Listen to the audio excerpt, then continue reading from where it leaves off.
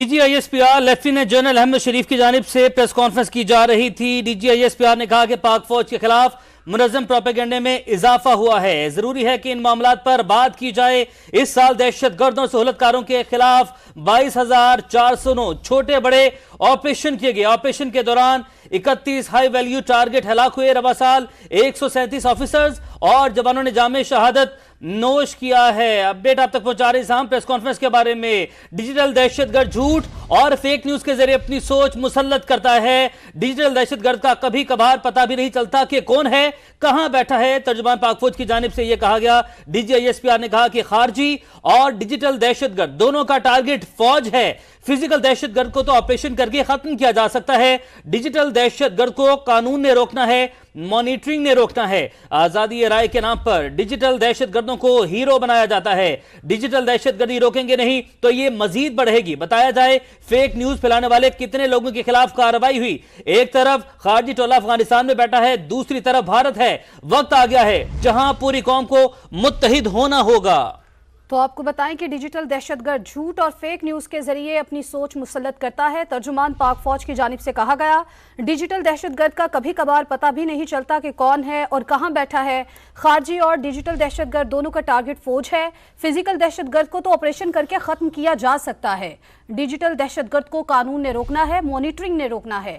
آزادی رائے کے نام پر ڈیجیٹل دہشت گردوں کو ہیرو بنایا جاتا ہے۔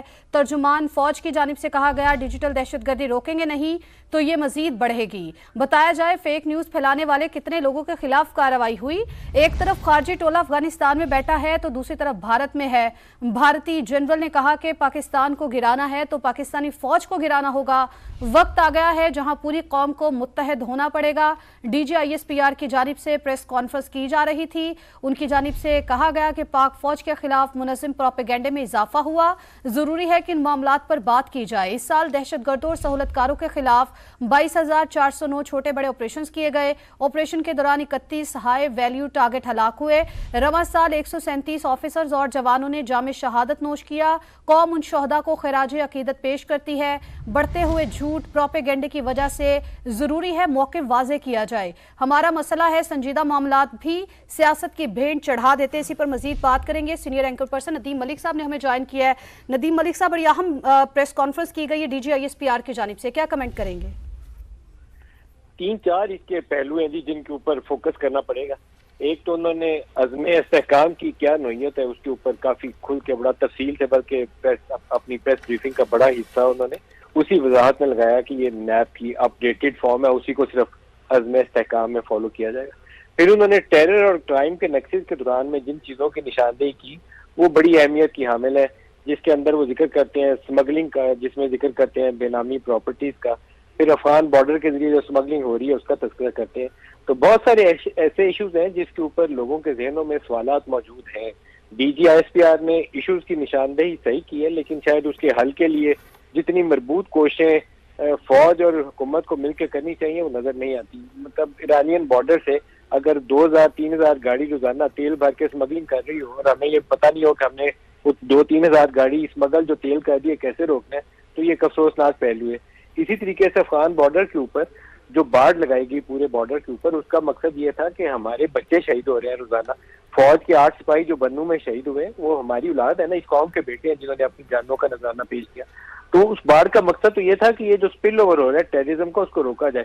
اس کے باوجود ہو رہا ہے اگر ٹیررزم، تو اس کی بھی ہمیں وجوہات تلاش کر کے اور کچھ اکاؤنٹیبلٹی پروسیس شروع کرنا چاہیے کہ یہ باڑ لگی ہوئی ہے، سیکورٹی لگی ہوئی ہے، تو اس کے باوجود ٹیررزم اندر کیسے آ رہی ہے۔ پھر جن لوگوں نے دہشت گردوں کو لا کے پاکستان کے اندر بسایا، جنہوں نے جیلوں میں بند قیدیوں کو رہا کیا، ان کی بھی اکاؤنٹیبلٹی کا پروسیس شروع کرنا چاہیے۔ ایک چیز اور جو بڑی اہمیت کی حامل ہے، وہ کہیں پہ بھی مجھے لگتا ہے کہ فوج کے اندر ابھی وہ نرمی موجود نہیں ہے جہاں پر ہم چاہتے ہیں کہ ایک مصالحت کا عمل شروع ہو جائے اور یہ جو سیاسی مخاصمت ہے ہمارے میدان کے اندر، ملک کے اندر، اس میں کمی آ جائے۔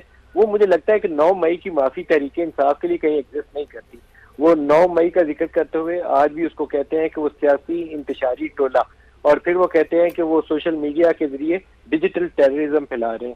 تو یہ بڑے اسٹرانگ ورڈڈ اسٹیٹمنٹس ہیں جس میں براہ راست وہ پی ٹی آئی کو نشانہ بناتے ہوئے آگے مطالبہ یہ کرتے ہیں کہ جب تک ان کو کیفر کردار تک، بڑا سخت لفظ ہے کہ جب تک ان کو کیفر کردار تک نہیں پہنچائیں گے تب تک ملک میں امن نہیں ہو سکتا.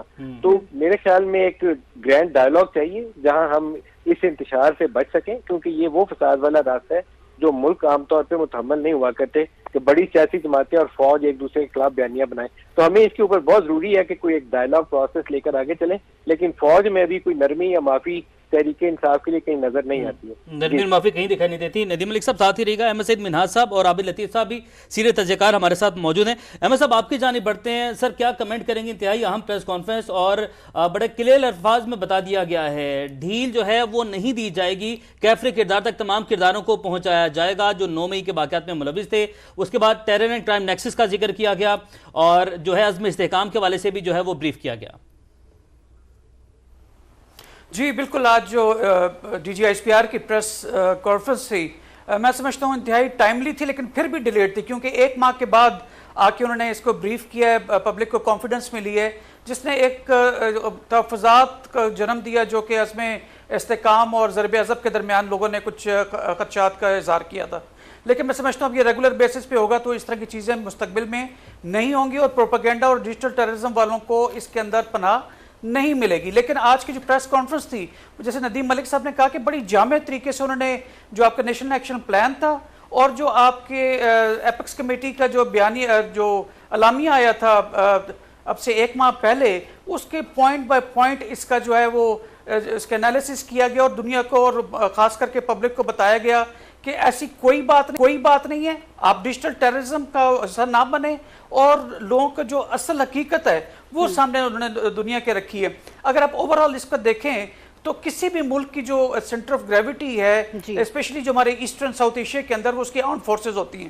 اگر آرمڈ فورسز کو آپ ان کو متزلزل کر دیں، اعتماد جو ہے لوگوں کا اپنی آرمڈ فورسز کے اوپر، تو پھر آپ پیچھے کیا رہ جاتا ہے؟ آپ کی میڈیا کو آپ ملائن کر چکے، آپ عدلیہ کو ملائن کر رہے ہیں، آپ کی جو جوڈیشری ہے اس جوڈیشری کے ساتھ ساتھ پارلیمنٹ وہ ملائن ہو چکی ہے. اب پیچھے آرمڈ فورسز رہ گئی تھی.